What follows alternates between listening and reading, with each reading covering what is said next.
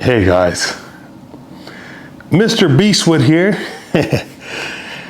Quinn Beastwood here. I don't know, my heart's racing because I'm so excited. I've been meaning to make this video for a couple days now. First and foremost, there's a couple things that I want to get off my chest before I get into the meat and potatoes of this video. And that's a huge congratulations to the new Mr. Olympia, Samson Dauda. Brother, congratulations, man. You looked amazing. I've seen you climb the rankings from the very beginning. You've been relentless, nothing but respect and love on this side. I know the battles that you've went through, and I remember everybody criticizing you over the years over the most trivial shit, man. And listen, you're a better man than I am because you've just taken things on the chin. You've never stooped low and people stooped low, and you've just let your work do the talking. So, as a guy that's younger, I definitely look up to you for that, and I respect that a lot. Definitely, this guy's got great character traits. He's a great ambassador for the sport. Genuine guy, real guy, really caring guy. Like, some people just seem scripted, scripted, fake, whatever. Some people are assholes. Samson is a genuinely great individual. So yeah, dude, shout out to you. You deserve this win this year. Congratulations. Congratulations to Chris Bumstead. Again, another stand-up individual, fantastic ambassador for the sport. Just a true nice guy, man, a really nice guy. And, he's probably the biggest star the sport has ever seen, at least in modern day. And I think he'll be bigger than Arnold at some point. But, congratulations, man. And good job with your retirement. I hope, you can live out the rest of your life with your family and make some great memories. So happy for these guys. Congrats, Keon. Many months ago in May, I did my first show in almost 2 years. I took 2 years from the stage to, come with more tissue to be the best that I can be. And it's funny, I'm sure there's videos out there of me saying this, or maybe I posted it somewhere, but I wasn't focused on beating Derek. I wasn't focused on catching up to guys like Nick. I wanted to catch Andrew and Samson. That's who I was aiming for. Because in my heart, to me, they were always the best. And it was just a matter of when they put it all together, they would be the best. And that's what I was chasing. And every time I trained hard, I had them in mind. Also, there's similarities. They're my countrymen. My dad's Nigerian. They're from Nigeria. So definitely, I see the size that they had, or I saw the size they had, and I knew that that's where I had to be if I wanted to be very successful at the world level. Because I wanted to be one of the best in the world. Man, I put so much into that. Like, I put so much into the off season. I was fucking damn near dying in my sleep. I had to get a CPAP because I kept choking in my sleep. I wasn't breathing properly. I was pushing the weight so hard because the coach I had wanted me to do that. And I'm not a big fan of pushing food that hard to when you're that uncomfortable, because I do think that there's some pushback, but I really believed in and trusted my coach. So I did everything he said. And honestly, we made great results during that off season. My coach is Matt Jansen, or was Matt Jansen. I fired his ass because he did a shit job during the contest prep. And I was criticized about firing him. People were like, well, why did you fire him? You should have given him another chance. Listen, motherfucker, I was worse than I was 2 years ago. I took all that time, I made all these sacrifices, and these sacrifices come in many shapes and forms. I lost money because I'm paying for whatever it takes to be a great bodybuilder. I put in money, I invested money into this, I invested my time, my energy, I wasn't going out. I was a fucking bodybuilding robot. All I did was bodybuild.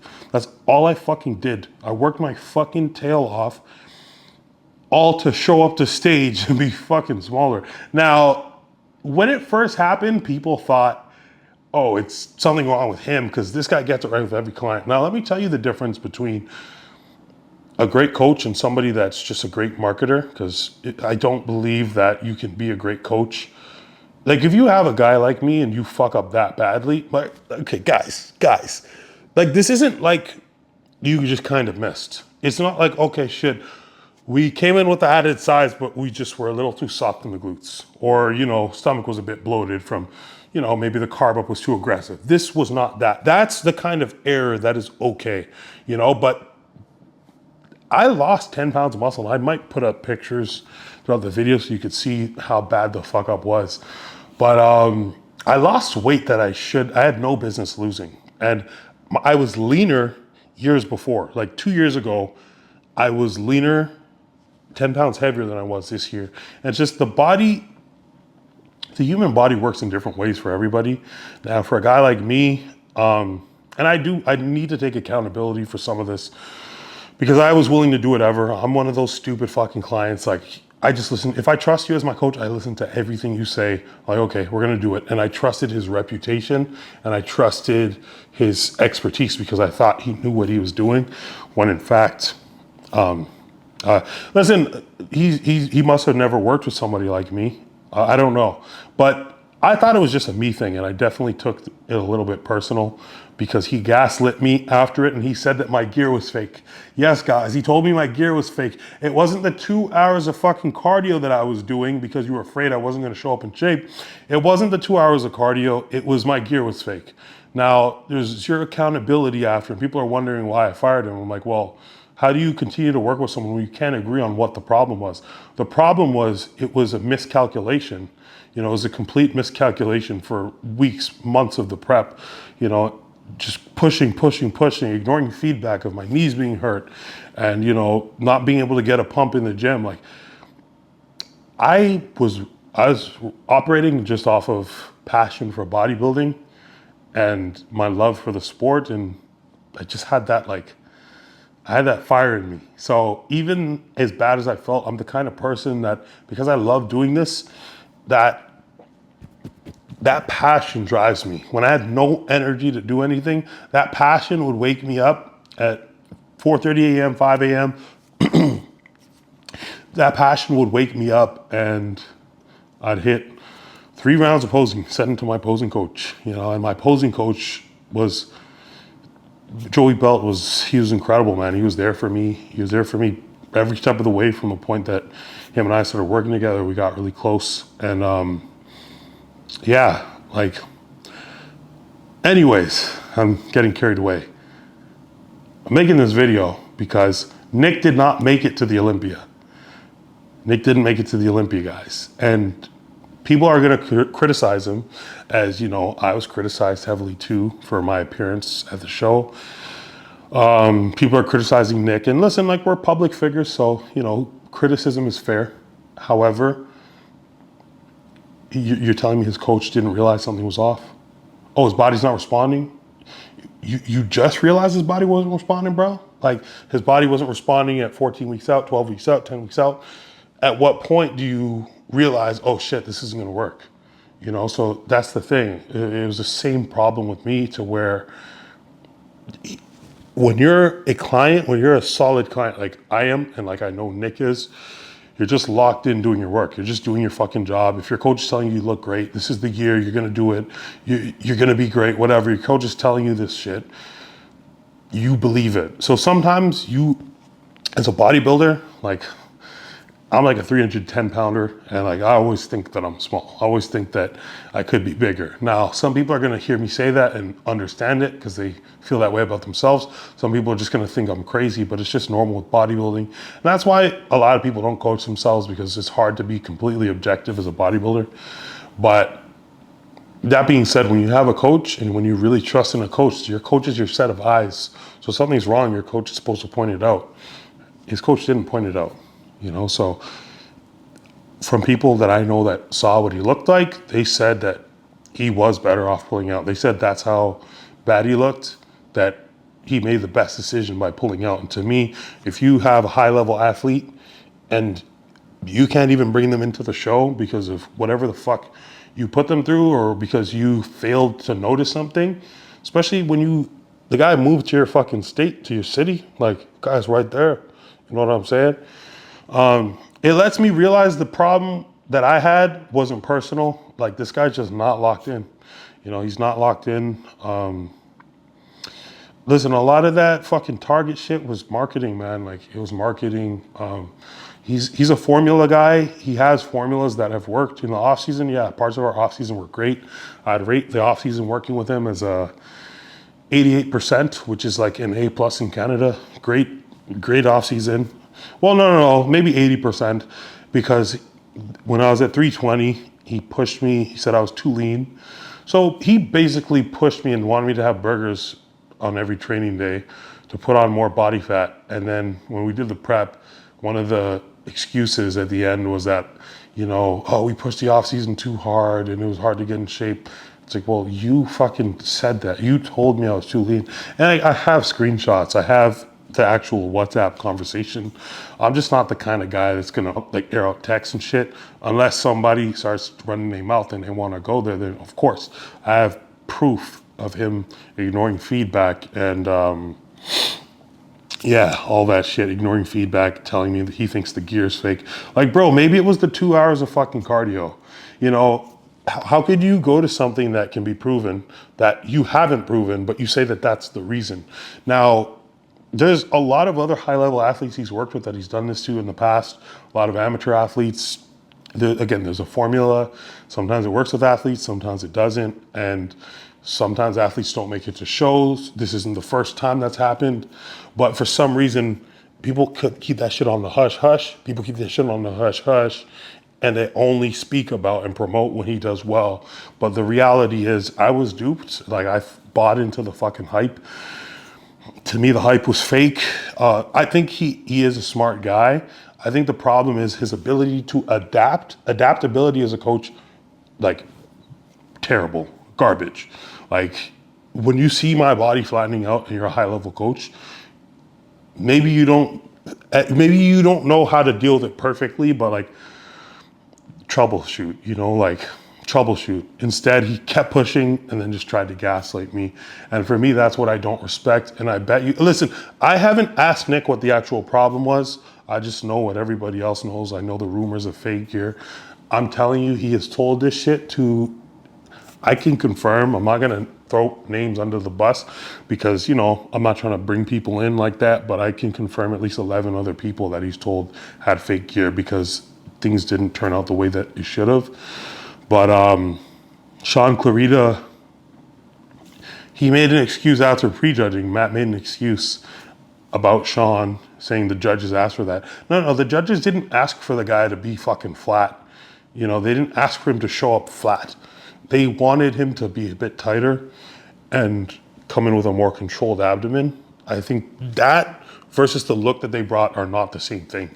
Like, you brought this guy in like me. Now, he has a lot more muscle maturity and density than I have. So, he still looks decent, but it's like, man, like once you put on that tissue, like he was the giant killer and he didn't show up as the giant killer. And there's a common denominator. One guy didn't make it to the show. One guy looked like a fucking swimmer, I guess.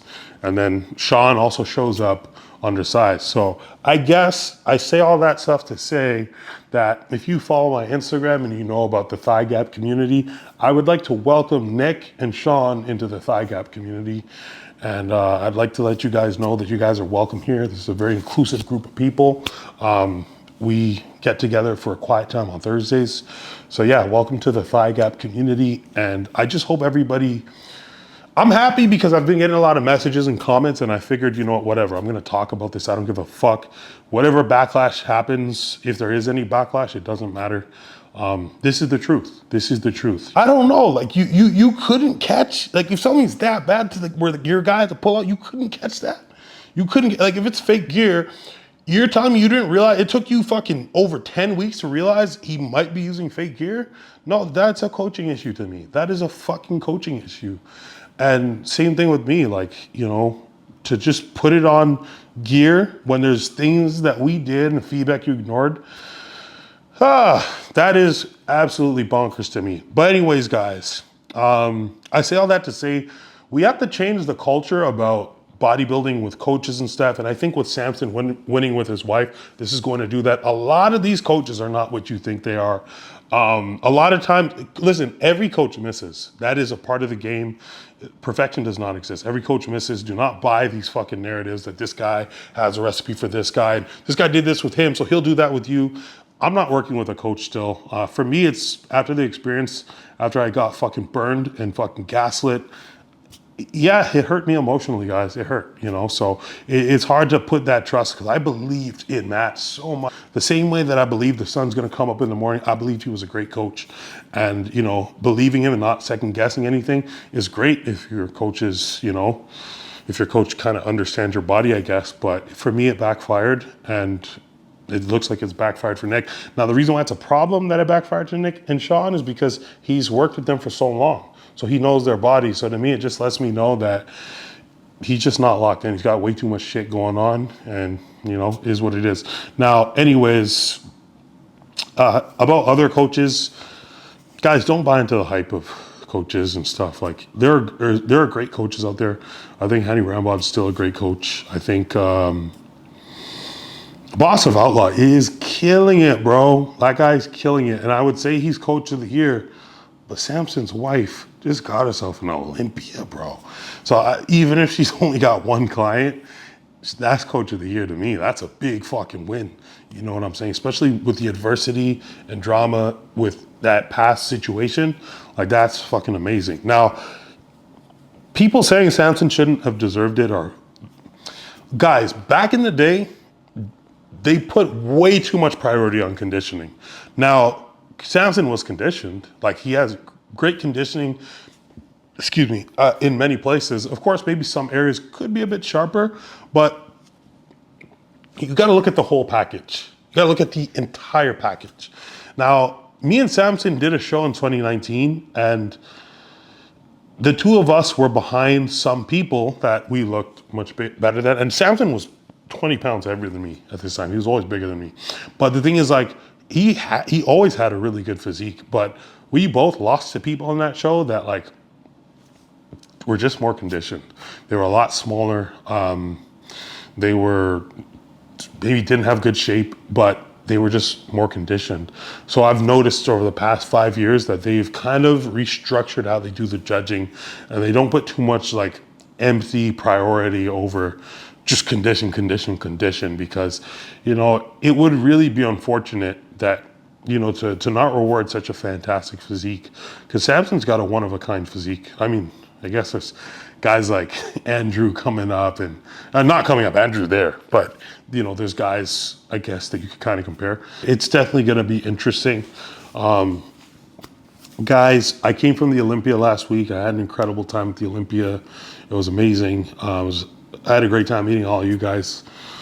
Man, I love bodybuilding. And honestly, this year, that shitty showing, it hurt, it hurt because I put so much into this. So, having everything come to light now, if people can see the truth, like what really happened, man, it really boosted my morale. But also going to Vancouver and doing my guest posing, that really boosted my mood and my morale, my motivation. So, for the past little while, I was kind of going on autopilot, even though, I wasn't the happiest, I was still hurt. And I knew that I had more to give, and I didn't give it, right? But, I take accountability because at the end of the day, I didn't stop any of the decisions that were being made. I didn't put up any fight. But yeah, I'm letting you guys know what's up. I'm talking that real shit. If you don't like it, go cry. Okay, guys, so there's just a couple points I want to make because my memory card died. So 2 years ago, when Matt and Nick did the Arnold's, which was after the Olympia, that was a miss. Like, they didn't nail that one, right? So this was happening for a while now. But anyways, if you saw that Samson beat your guy, who was the third best bodybuilder at the time, and Samson is a guy with similarities to myself, and Samson wasn't inside out shredded, but he didn't need to be to beat your guy, who was still good, just downsized. for you to not realize, like, yo, somebody with these attributes is better like this. Instead, you suck the guy down and have him extremely flat. And honestly, I was even more appealed 2 years ago. But the fact that he couldn't pick up on that, the fact that that was being rewarded by judges, and I worked with him, he saw my body like pretty much die as the prep went on.